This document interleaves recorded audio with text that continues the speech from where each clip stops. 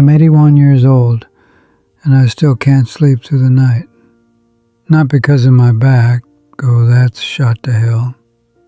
Not because of the medication, oh, there's plenty of that. I wake up because I dream about diesel fumes and highway markers and the hum of 18 wheels on asphalt at 3 a.m. I drove trucks for 42 years, loved every mile of it, the freedom, the solitude, the way the whole country opened up in front of me like a promise.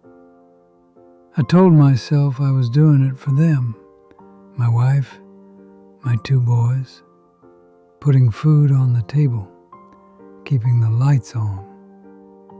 But somewhere around year 15, I stopped coming home because I had to. I came home because the root said so. My wife's name was Catherine. She had this laugh that started in her belly and worked its way up, like she couldn't help herself. I used to make her laugh all the time when we were young. Stupid jokes, bad impressions, anything to hear that sound. But after the kids came, after the roots got longer, after I started chasing better pay in worse states, I stopped trying. It wasn't intentional. I just forgot. I'd walk in the door after 2 weeks gone, and she'd be standing at the stove, and I'd kiss her on the cheek and ask what was for dinner, like I was a guest, like she was the landlord. She stopped laughing around year 20. I didn't notice until year 30. The thing nobody tells you about the road is how easy it becomes. Not the driving, that's hard as hell. I mean the distance. The not having to deal with parent-teacher conferences and birthday parties and the way your kid looks at you when you miss his baseball game for the 4th time in a row. Out there, it was just me and the CB radio and the next truck stop.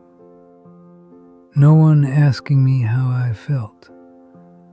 No one needing me to be anything except on time. I convinced myself that made me dependable, solid, a provider. Really, it just made me gone. My oldest, Danny, he stopped putting my name on his school projects in 3rd grade. Just wrote Mom in the parent signature line. Catherine told me that once, trying to make it sound funny. It wasn't. I got a call on a Friday in March, 11 years ago. I was outside Tulsa, hauling refrigerated goods to a Walmart distribution center. Catherine's sister was on the line. She said Catherine had a stroke, a bad one.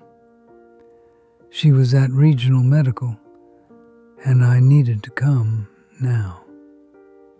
I told dispatch I had an emergency.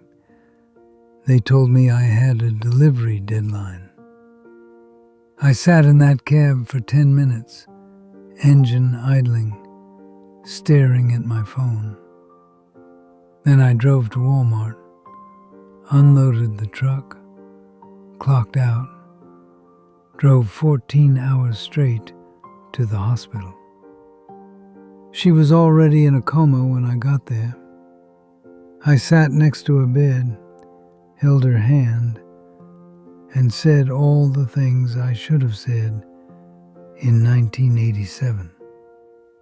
She died on Sunday, never woke up. Danny didn't speak to me at the funeral. Not during the service, not at the reception. Not when I tried to pull him aside and tell him I was sorry. He just looked at me, looked through me really, and said, "You made your choice a long time ago, Dad." Then he walked away.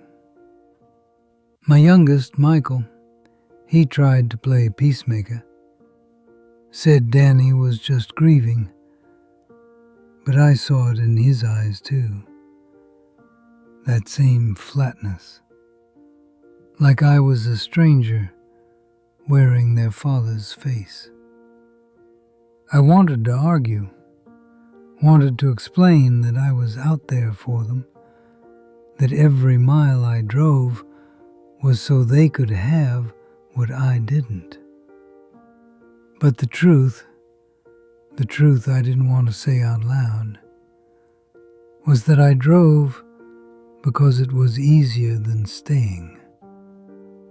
I sold the house a year later, couldn't stand being in it. Every room smelled like her lavender soap and coffee and something else I could never name. I moved into a one-bedroom apartment near the interstate. Could hear the trucks at night. Felt like company at first. Then it just felt like ghosts. I started going to a diner on Tuesdays. Same booth, same waitress. Her name was Pam. She asked me once why I always sat alone. I told her I was used to it. She said, "That's the saddest thing I've heard all week, hon." She wasn't wrong. Michael showed up at my apartment last Christmas. Didn't call ahead. Just knocked on the door with a bag of Chinese takeout and a six-pack of Coors. We sat on my couch and watched a basketball game neither of us cared about. At halftime, he said, "Danny's not coming around, Dad. You know that, right?" I nodded. He said, "But I'm here, if you want me to be." I looked at him, really looked at him, and I saw Catherine's eyes. That same kindness she used to have before I wore it down to nothing. I asked him why he was giving me another shot. He shrugged, said, "Because you're my dad.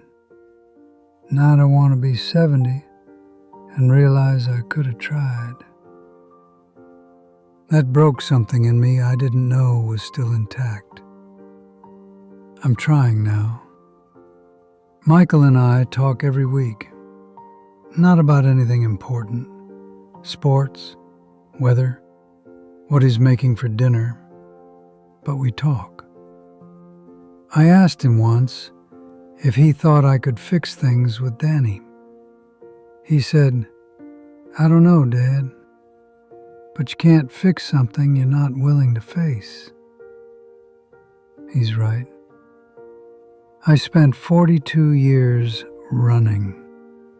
Told myself it was noble. Told myself I was sacrificing. But you can't sacrifice presence. You can't trade time for money and expect love to wait around. Catherine knew that. My boys knew that. I was the only one who didn't. I don't drive anymore. My license expired and I didn't renew it. Don't need to. Everything I need is within walking distance. Sometimes I sit in the parking lot of that diner and watch the trucks roll in and out. I don't miss it the way I thought I would. Mostly, I just feel tired. Tired of carrying all this weight. Tired of wondering what my life would have looked like if I'd turned the truck around that Friday. if I'd told dispatch to shove it, if I'd chosen her over the deadline. So I'm telling you this now, whoever you are. Maybe you're on the road. Maybe you're at the office. Maybe you're somewhere else, convincing yourself that your absence is a gift. It's not. I don't care how much you're making. I don't care how important the work feels. When the people you love think of you, they won't remember your paychecks. They'll remember whether or not you were there.